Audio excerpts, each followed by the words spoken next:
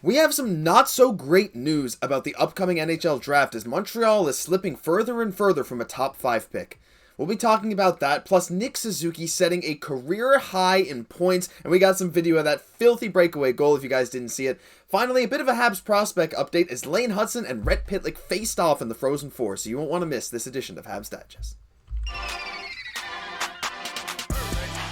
Hello, bonjour, ahoy, and welcome to today's news edition of Habs Digest. I'm your host, Josh Gosse, alongside my co-host, Jesse Poirier, and a reminder to hit subscribe if you haven't already. We're almost at 5,000 subs. If we could hit that before the draft, we would be thrilled, so if you haven't hit that button yet, do it now. We'd really appreciate it.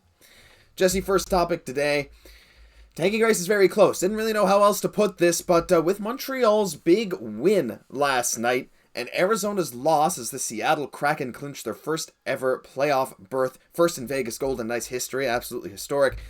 The Habs have slid down to the 6th draft position on the NHL Tankathon, and you can see here that them and Arizona, they played the same amount of games, same with Philadelphia, but Philadelphia is also not that far away, Jesse, as Arizona's lost 9 in a row, the Flyers have lost 5 in a row, as Montreal is 4-6 in their last 10.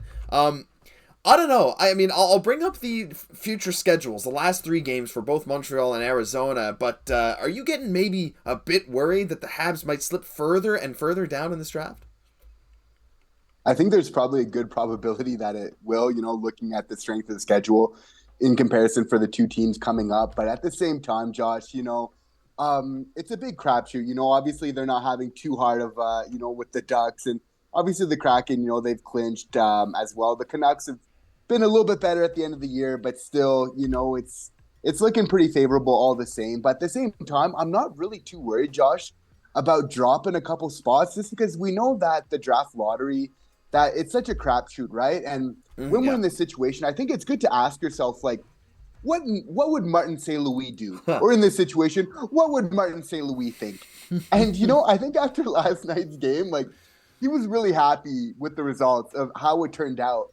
Because there's a difference in losing games and still being competitive, which the Habs have been doing, and just being on a total bombshell, losing every game horribly, like the Phoenix Coyotes have done, right? And that's kind of the difference between these two teams. It's like Montreal has established at least some good habits through this, with the new coach. And I think it's important to establish that, because that's how you get yourself outside of just being those perennial losers every year. Like, let's say we even drop like a draft spot and we end up drafting Zach Benson, even though I still think we're going to get inside that top 3.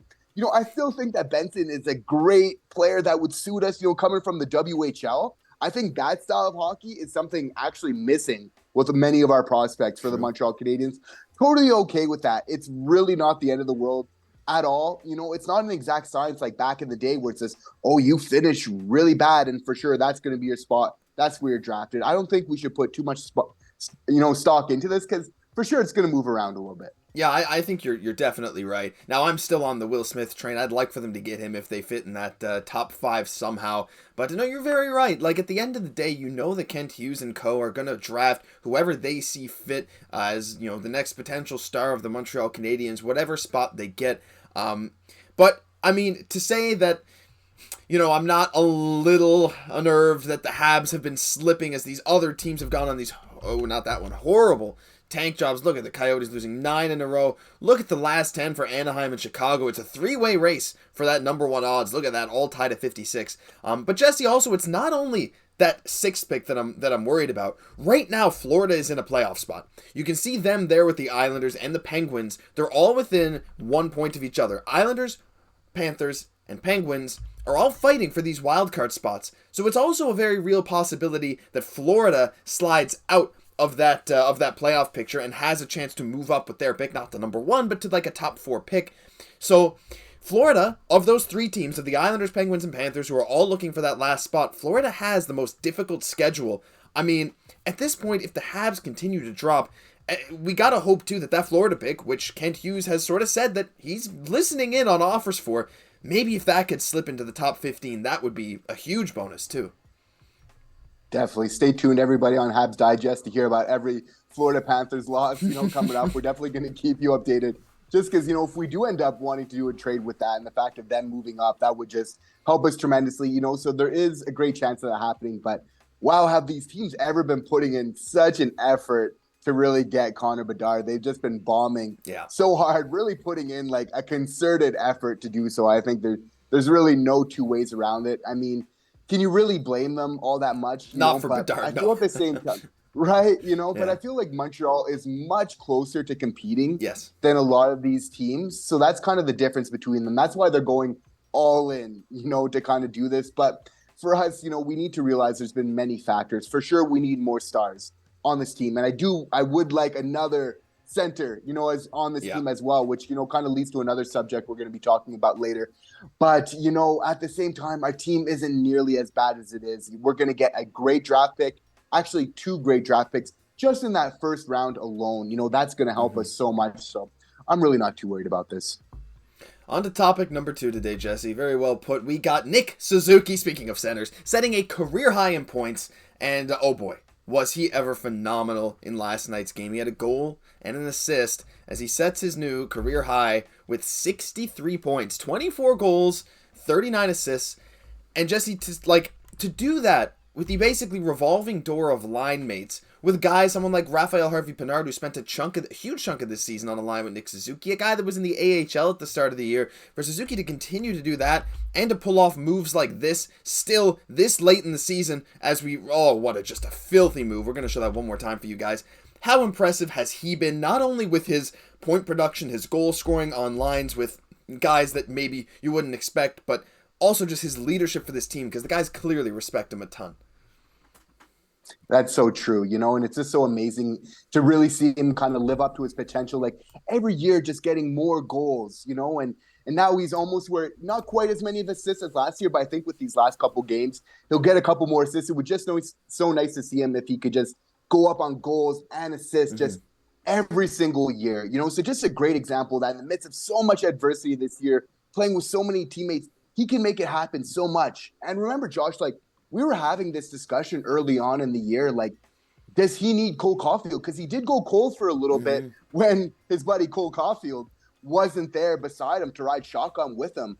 But he did find a way to really, find other ways to score and really be effective all the same, So it's really nice to see him kind of bounce back in that way. And you got to feel like with Cole Caufield back, where the chemistry is just absolutely undeniable, what is he going to do next year? And that's also with an incomplete first line as well. True. I think one of our biggest goals for next year is, by all means, we have to solidify that first line.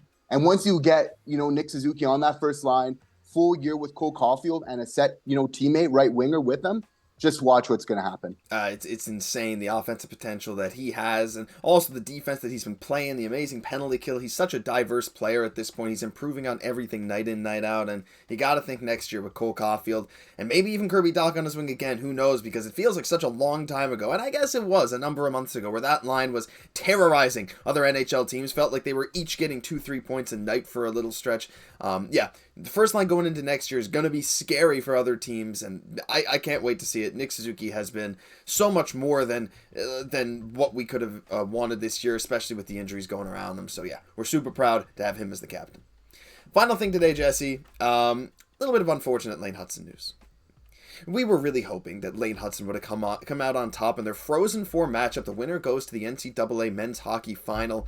But Lane Hutson and the Boston University Terriers unfortunately got beat by Matthew Nyes, Jimmy Snuggerud, Logan Cooley, and Rhett Pitlick, Habs prospect for the Minnesota Golden Gophers. And Rhett Pitlick actually scoring a power play goal against Boston University. So if there's any bit of good news, it's that coming out of this game. I thought Lane Hutson played a pretty decent game. Didn't get on the score sheet, and unfortunately they lost pretty big. But Jesse, I saw some people, some Leafs fans, of course, talking Matthew Nyes, he'll be in the NHL, Lane Hutson not ready. It's like, we don't want Lane Hutson in the NHL ready quite yet. He's going to stay another year, but a little disappointing to see Lane Hutson's season end so soon against especially a Leafs prospect in Matthew Nyes. But, hey, I mean, I guess we got some positives with Rhett Pitlick potting one, right?